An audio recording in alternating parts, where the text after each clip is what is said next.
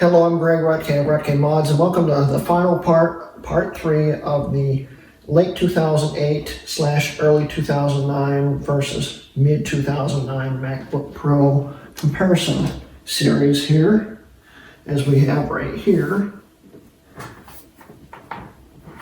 Can't pick them up. This is difficult.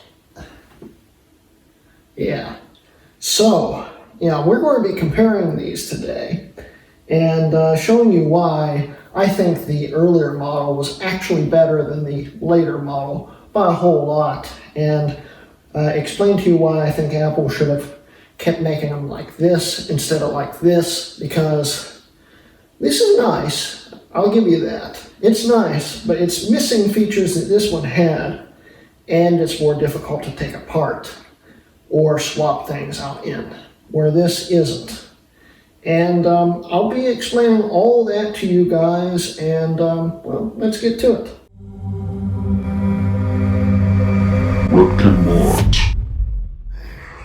Okay, so before we compare these two right here, I thought we'd compare the early 2008 against the late 2008 / early 2009 really quick to show you just how different they really are.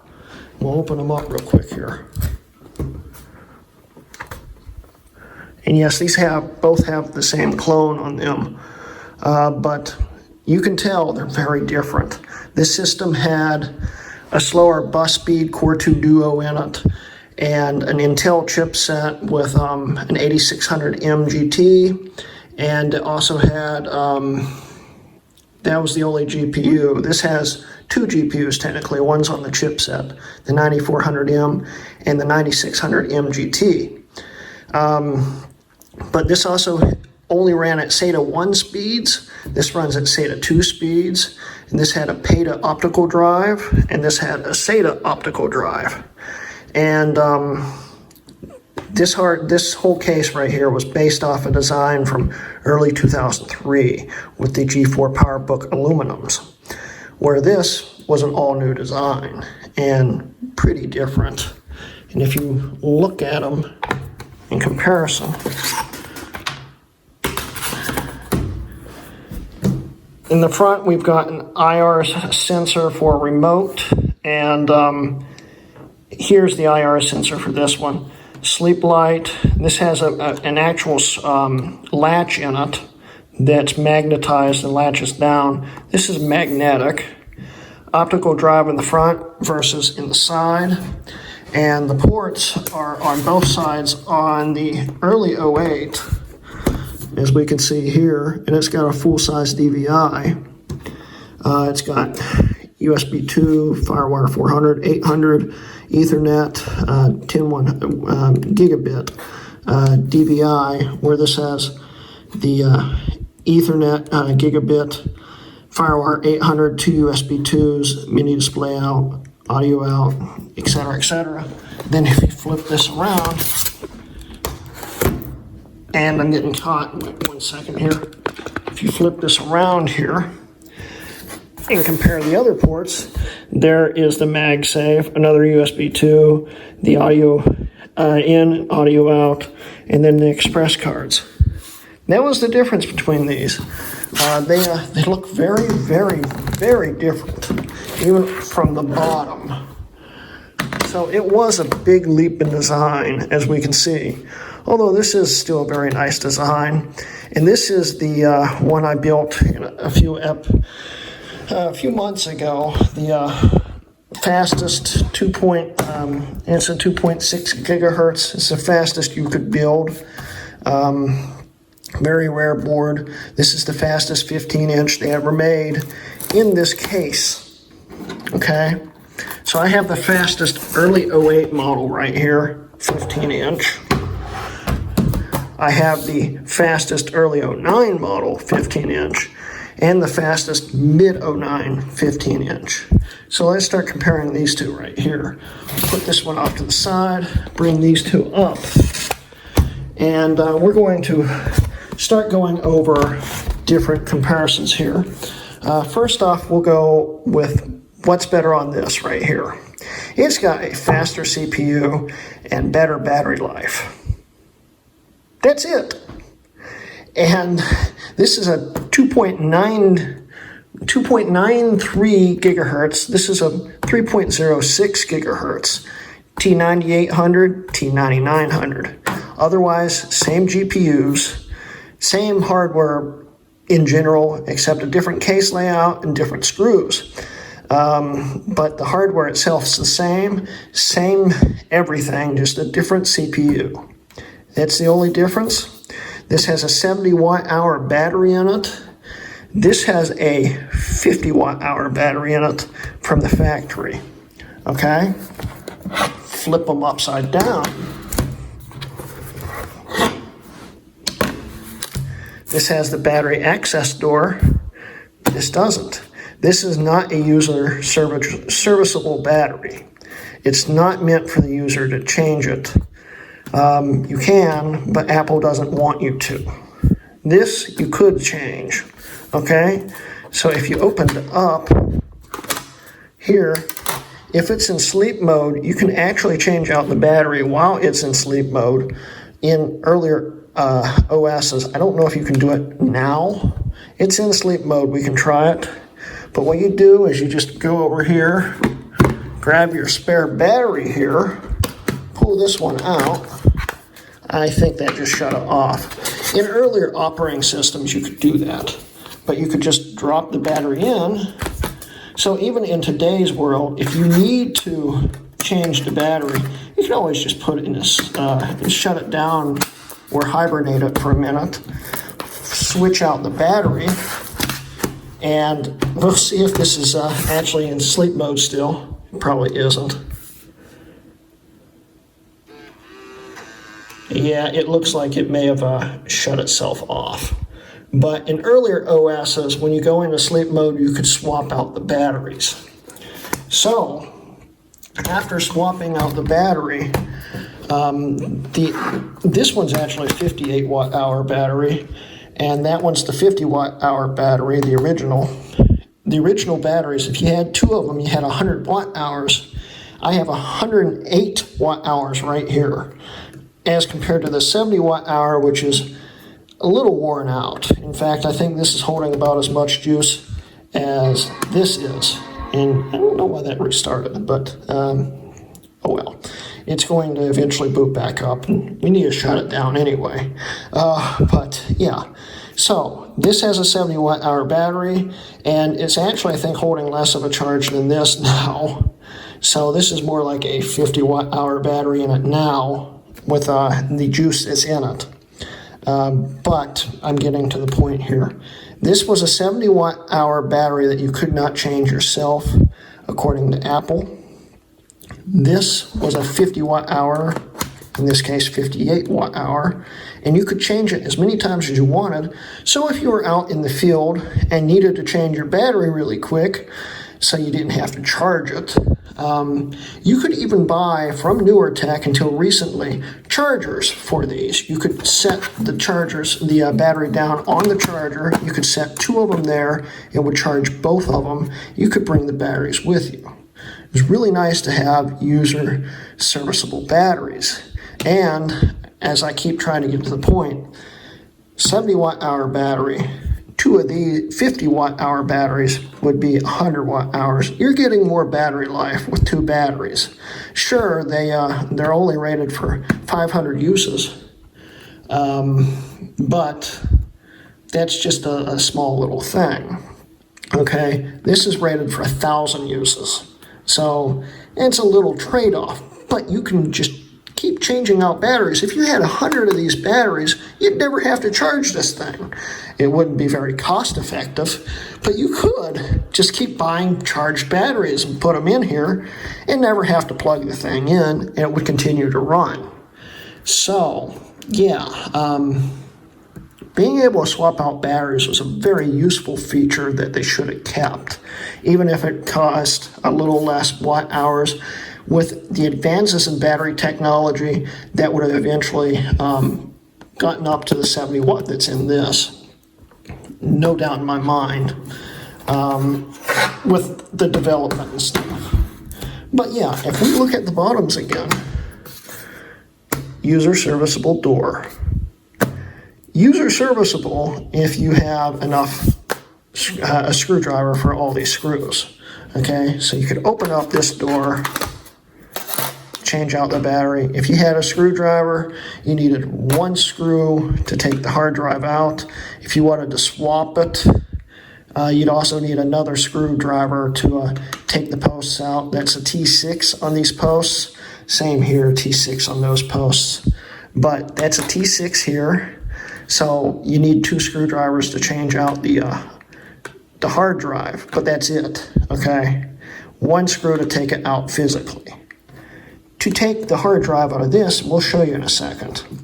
But to take the hard drive out of this, you first need a Phillips head screwdriver to take this one, this one, this one, this one, this one, this one, this one, this one, this one, this one out. And then there's two screws on the bracket holding the hard drive in.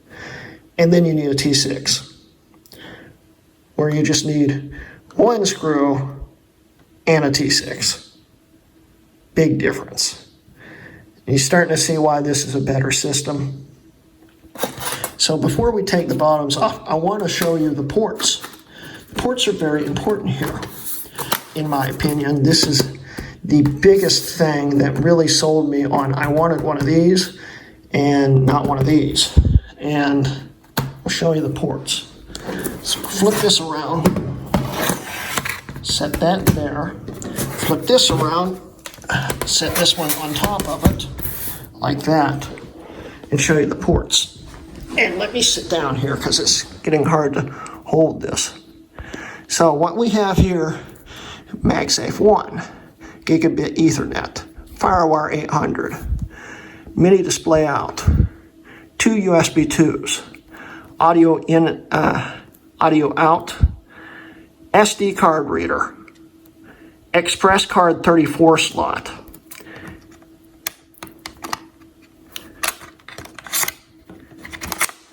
Express card 34 slot. Okay? Big difference. Sure, it's nice to have an SD card reader, but you could get an Express card 34 SD card reader, or even a USB 3 SD card reader and this card here, and even get probably quicker speeds than doing an SD card reader just straight through that. This was the last 15-inch to have expandability in it. Upgradability. Sure, the 17 inches that came out in early 09 and carried on, and this is actually based off the same case as the early 09 17-inch. This bottom case, the early 09s didn't have a battery access. But sure, the early 09 17-inch had the express card slot, and they had that all the way through the late 2011 models. But those were the last MacBook Pros with an express card slot, and if you wanted a 15-inch, you were out of luck. But if you had bought a late 08 or early 09, even after the mid 09 came out, in my opinion, you got a better deal because you had Express Card 34. Sure, a lot of people don't use Express Card 34, but it's actually indeed very handy, and people can even, I've heard that people have tried external GPUs with Express Card on a MacBook. I don't know if it works, but you could try it. You've got the ability right here. And this doesn't have that. That's another problem. We're going to show you the last problem. I'm going to shut this one down because I haven't yet. But after I shut this down, we're going to take the bottoms off and show you the differences down there too. So I'll be right back. Okay, so it's time to talk about user serviceability once again. We'll time lapse this so it's not really bad. But before we get there, here's the late 08/early 09. Here's the mid 09. Okay? Change the battery out. Flip this tab. Take the battery out. Easy. Change the battery out. It's not a user serviceable battery, but it can be changed out. To take that battery out, we'll have to remove these screws. And, well, let's time lapse that really quick.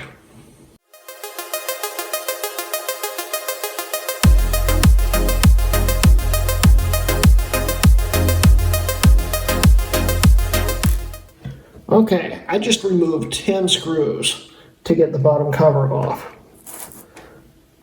Lift the bottom cover off. Lift the bottom cover off. There it goes. I missed one screw. I almost removed 10 screws. Lift the bottom cover off.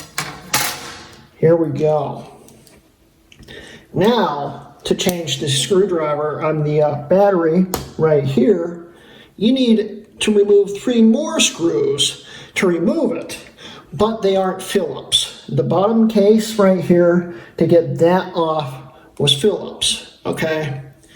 But to get the battery itself out, you need a tri-wing screwdriver bit, which I think it's this one right here, to take out the screw here, the screw here, and the screw here to take it out. So by the time you're done, to take the battery out of this, you lift a latch and pull the battery out. To take the battery out of this, you have to remove 10 Phillips head screwdrivers and then have a basically proprietary tri-wing tip screwdriver bit and remove another 3 screws to pull the battery out of this one. It's annoying.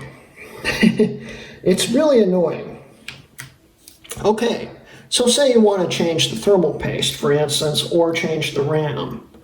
To take the RAM out of this right here, you need to remove 10 Phillips head screws. And then you can change the RAM. To take the RAM out of this one, let's time lapse this really quick.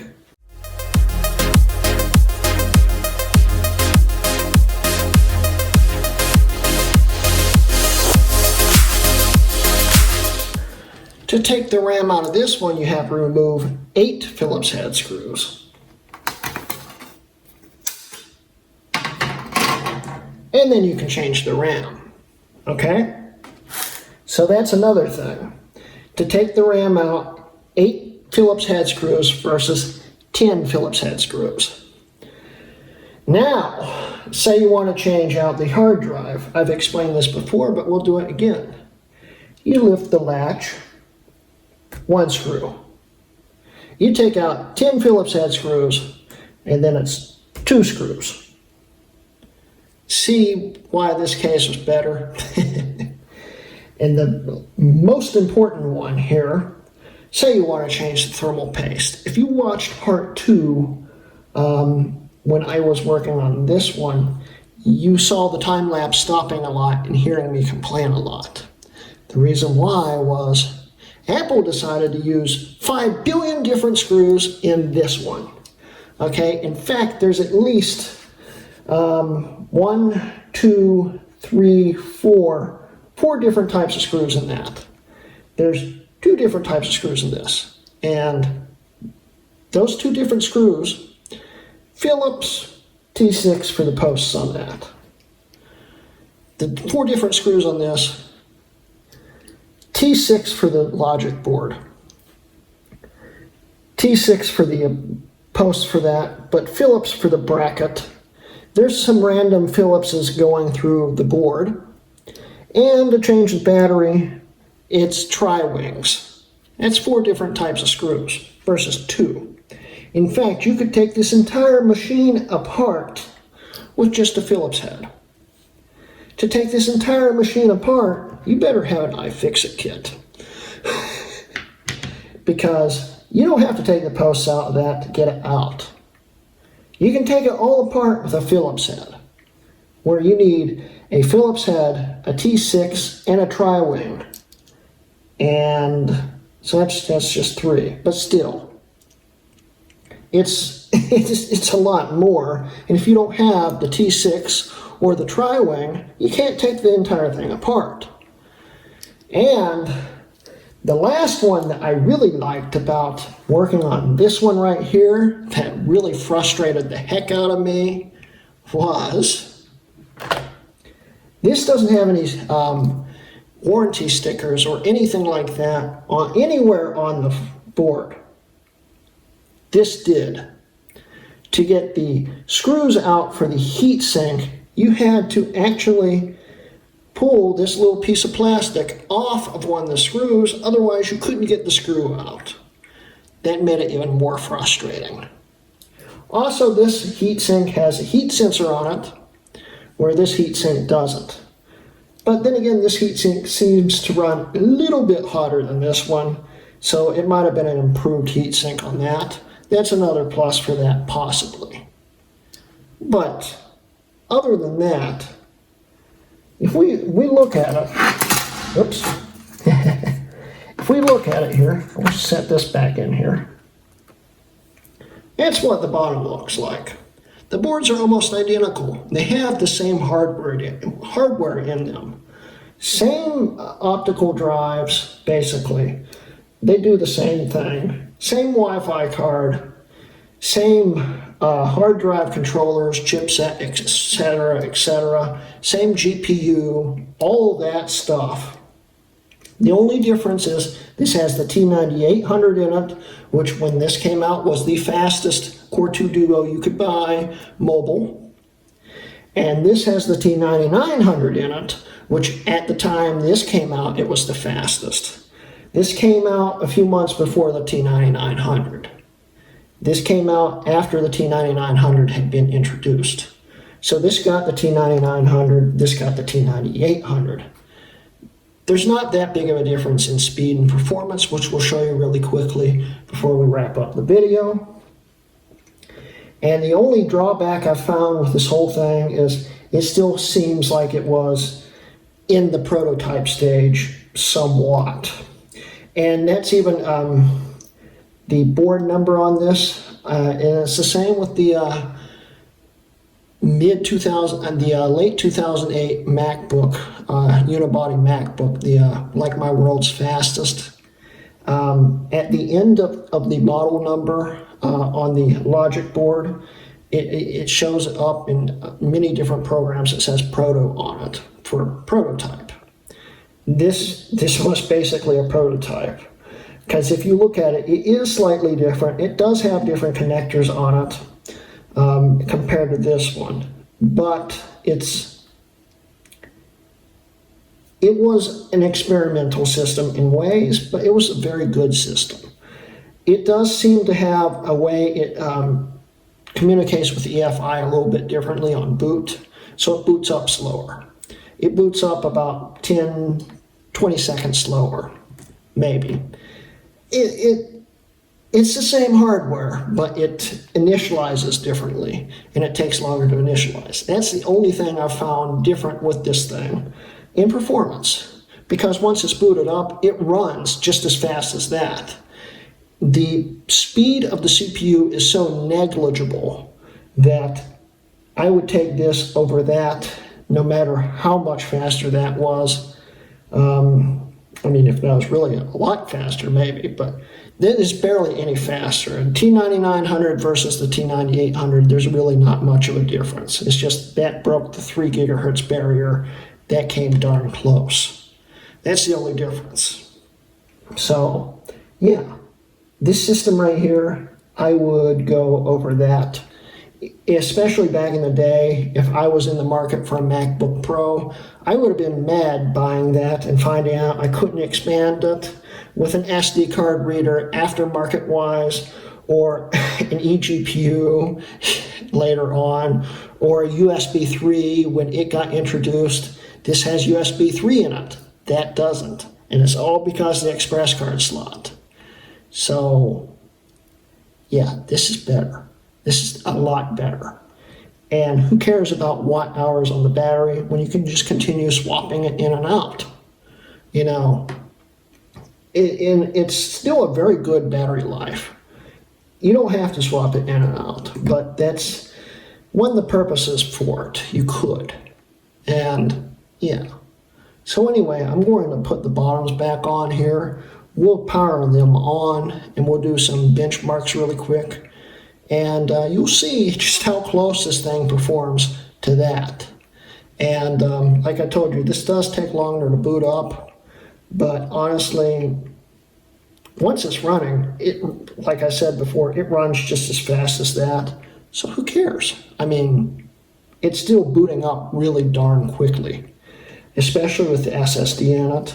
These both have the same SSD, these both have the same RAM, they have the same GPU, they have the same chipset, same controllers, same everything. It's just that CPU is a little bit quicker. A little bit quicker. That's it. So I'd still go for this. And you'll see that when we get these booted up. So I'll be right back. All right, we've got the late 08/early 09. This is an early 09, of course. Right here versus the mid 09 right here. You'll notice that the speeds are different. Yes, indeed. I'll admit that, but it doesn't take away from how much better this is. And it also could be because the APFS patcher, and in that case, it probably boots up in the same time. But if you listen to the two, this one initializes slower. And that's where the big speed difference is. It's just initializing slower. You can't do anything about that. So we'll power them on. And as they power up, we'll talk more about these two systems. On the second-hand market, see, it took longer to initialize. And then it takes a little bit longer for it to find the booter.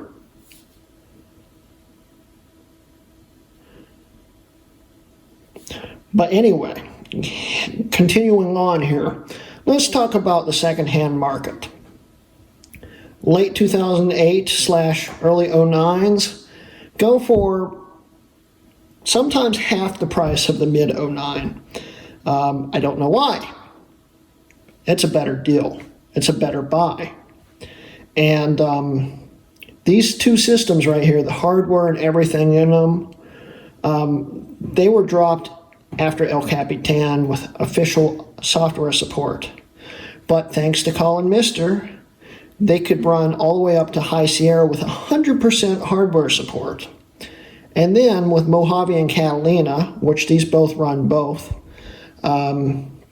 they can run with the OpenGL patch. And they run totally fine in those too. But they had 100% hardware support from High Sierra back, okay? And on the second-hand market, their prices are very different.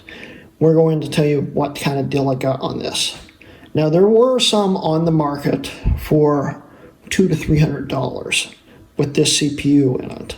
I got this for $100. That was it, $100, plus a little extra for shipping, but $100. This mid 09, I needed a mid 09. This was the nicest one for the cheapest, and it was still not cheap. I think I way overpaid for it. It was $190 without shipping. And this cost me about, I think, $204. This cost me about, I think, $120. Big difference for the same performance. Sure, I did have to dump a little more money into this. The base I got for it was $20. The glass I got for it was actually free. It was supposed to be like $15, but the first one came to me in pieces, and they refunded me and then shipped me out another one. That's why I love Beats Tech. So I got the glass for free, but even if I had to pay I think it was $15 for it, that's $35 extra plus $20. That's $153 versus $204. Okay, and they perform basically the same. It's still a better deal. And these are hilarious online on eBay. There is a seller on eBay who is scamming the heck out of people. I mean, scamming the heck out of people. Okay, if you're searching for a 2015 MacBook Pro, for instance, this will pop up as an option. It will say 2015 OS upgraded, all that stuff. Okay, it's a mid 2009, and they want $550 some for a mid-2009. And some poor sap is going to get scammed out of all his money buying a system running El Capitan. 2015 OS, El Capitan. $550. No one ever seems to scam people with a late 08/early 09. So, yeah, that's another strike against the mid-09, scamming people. Because this case is the same case they used from mid-09 through mid-2012 non-retinous. Same case. Same identical case. On the outside, there is no physical difference. So you can, a lot of people do indeed trick people with these. So, yeah. But now they're both fully booted up. I've already ran benchmarks on them. And I want to show you the results of both of them. But before we do that, I want to just run a benchmark on it to show you them running the benchmark to see that they finish up about the same time. And the numbers are very, very close, which makes you want this even more because a little bit of difference in the number is negligible. In performance, these both perform identically the same, and I keep saying that. You would not notice the speed difference between the two. And technically, remember the world's fastest unibody MacBook, the late 08 one that Colin Mister did for me, the DOS Dude, world's fastest. It's got the CPU this has in it, okay? This thing runs almost as fast as that. This runs as fast as that, okay? And actually cools better and stuff, but still, getting on with the point there.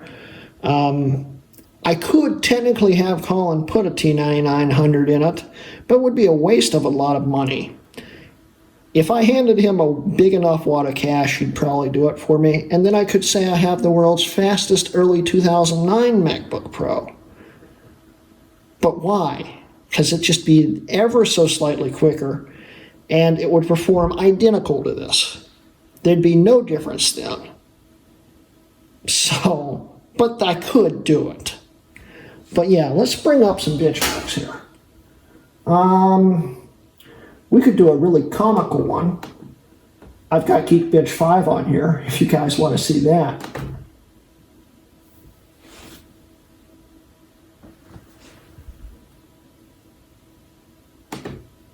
Here's Geekbench 5 right here.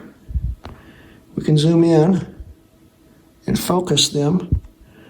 You can see the differences there. Okay? So let's quickly run a benchmark in Geekbench 5. It's going to be a very, very, very, very low score. And when I say it's going to be a very, very, very low score, it's going to be a very low score. Geekbench 5 makes these machines look really slow. And in fact, they're actually still pretty darn quick. They're both running the same speed. You notice this one took another second or two to load up the Geekbench. You're not going to notice the speed difference, trust me. Unless you had this right next to this one, you'd never know the difference, ever. Even if you used this one, you'd never notice. And then switch back to this one, you'd still never notice, because the speeds are that close. And this is still better. And I'll keep saying that. I've been saying that the entire series. So let's run the benchmark. We'll start them both at the same time.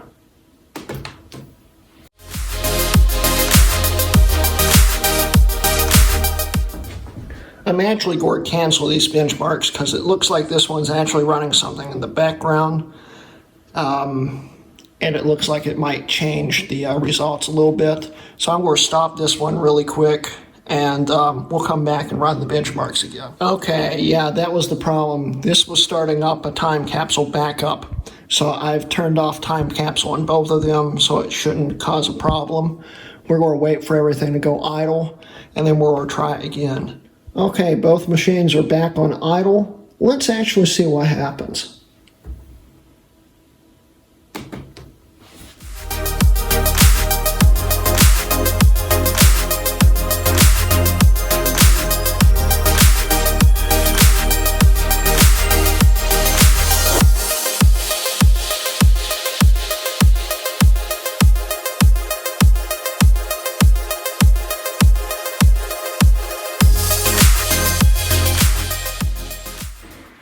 And there we go. We've got the results finished here.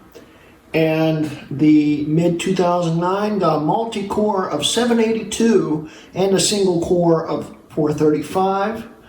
The early 2009 got a 753 on the multi-core and a 421 on the single core. So that is 421 versus 435 and 753 versus 782. It's not much of anything. And as you noticed, the mid-2009 only finished about 10 seconds before the other one did. It's really nothing. And that's the final nail in the coffin, in my opinion, there. We will bring up really quick the results to Geekbench 4 and 3 really quick, just to show you that they really are basically the same machine. The difference is it's negligible. So I'll pull those up really quick and I'll be right back. There was the first Geekbench 5 results I got there. That's really not different at all when you think about it. But let's bring up Geekbench 4 and 3 results.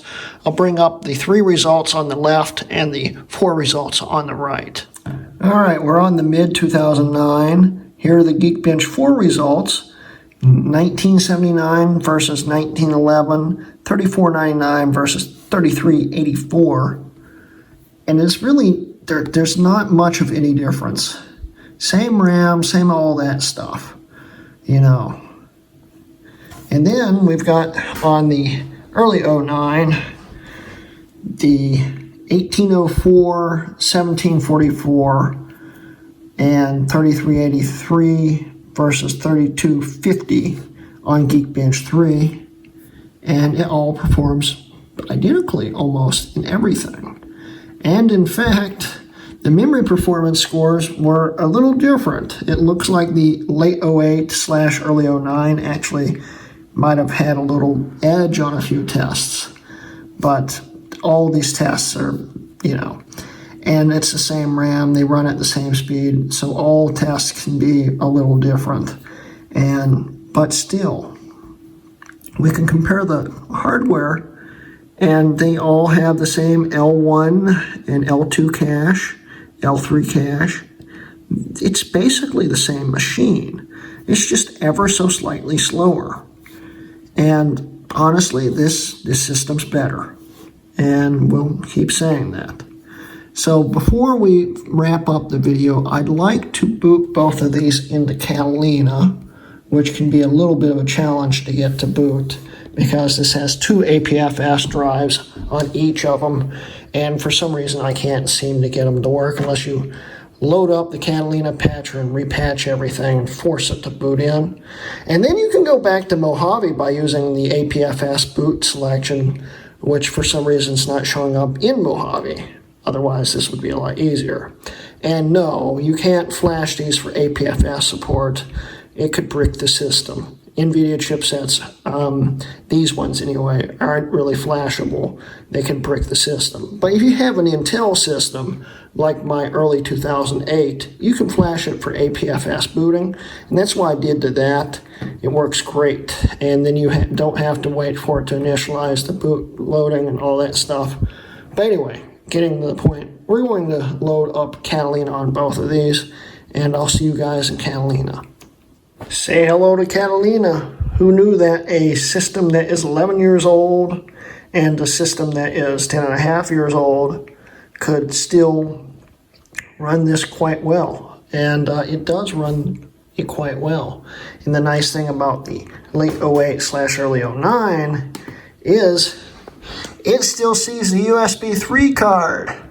So I still have USB 3 on this. It doesn't. So yeah, but we'll show you really quick. It is indeed running Catalina, and we'll do it on both of them.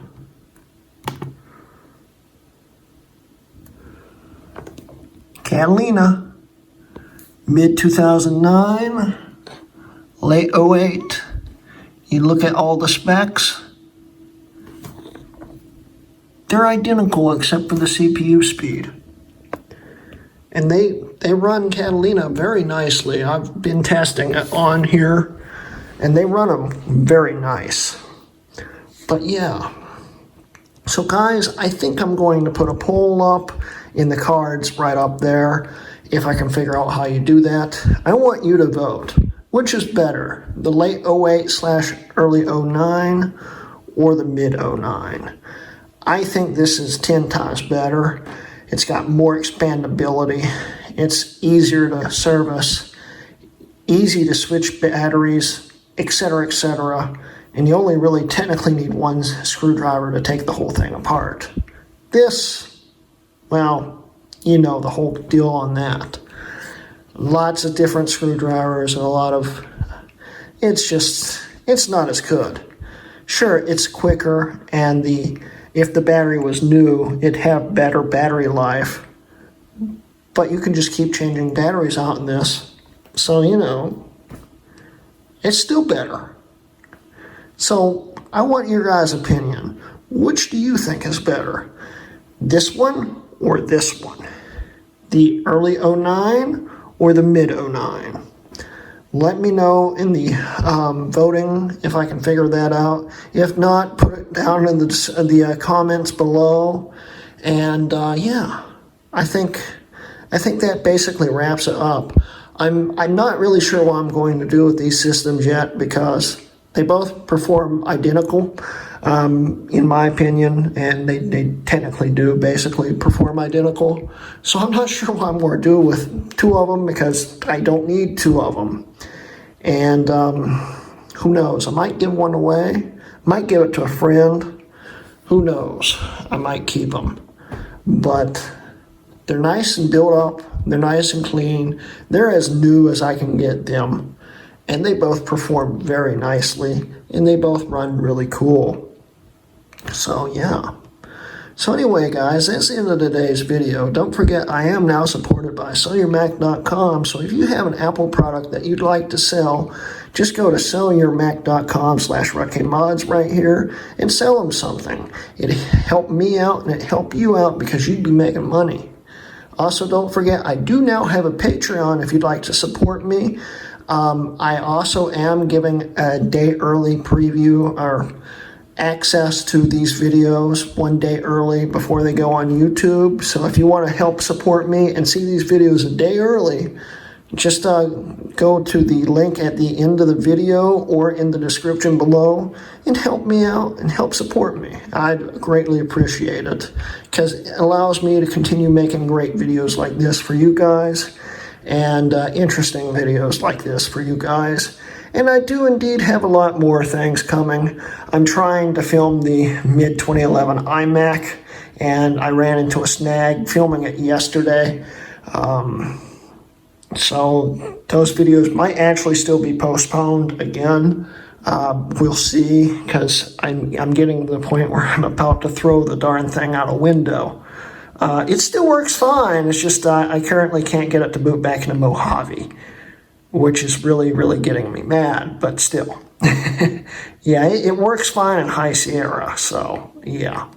Anyway, so yeah, guys, thank you guys for watching, and this has been a RuttKmods video.